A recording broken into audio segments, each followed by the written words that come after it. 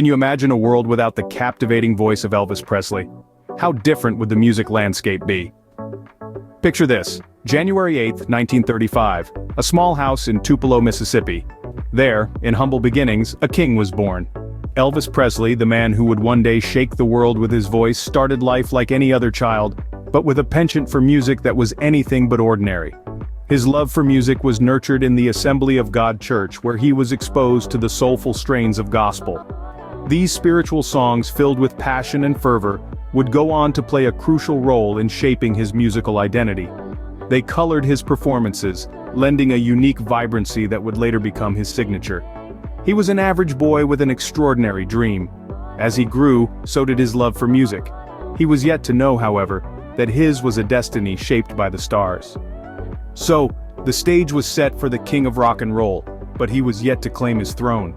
From humble beginnings to the bright lights of stardom, how did Elvis make the leap?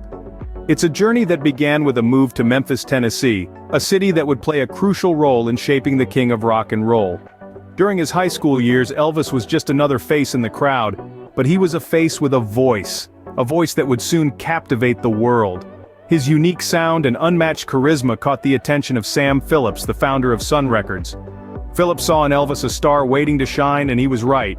Elvis's first single, "That's All Right," was a game-changer. It wasn't just a song, it was a declaration of a new era in music. It shook the airwaves and sent shockwaves through the music industry. It had rhythm, it had soul, and most importantly, it had Elvis.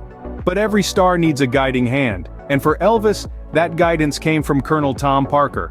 A mastermind of management, Parker saw the potential in Elvis and knew exactly how to tap into it. He was instrumental in propelling Elvis's career, steering him towards the bright lights of stardom. And so, Elvis was on the road to stardom, his name soon to be known in households across the world. This was just the beginning of a journey that would see him crowned the king of rock and roll.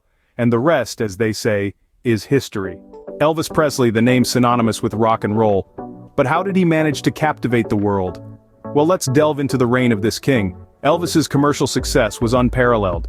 His music sailed across genres from rock and roll to gospel, and his voice, a unique blend of tenor and baritone, was a melody that resonated with the masses. His performances were nothing short of iconic. With his signature hip swivel and charismatic charm, Elvis had a knack for enthralling audiences, making him a household name around the globe. But his influence wasn't confined to the music world. Elvis was a star in Hollywood too.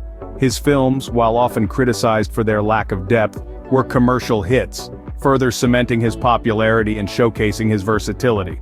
And then, there was his military service. It was a departure from his glamorous life, but it only enhanced his image. The king of rock and roll, serving his country with the same dedication he showed his music. It was a testament to his character.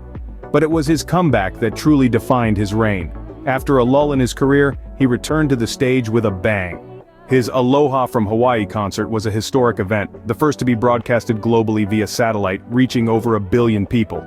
The king had taken the world by storm, but every reign has its end. What happens when a king falls? The world mourns.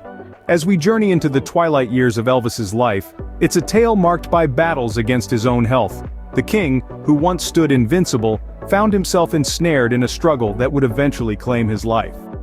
In the late 70s, his health started to falter, and the world watched, heartbroken, as the king faced his most challenging performance.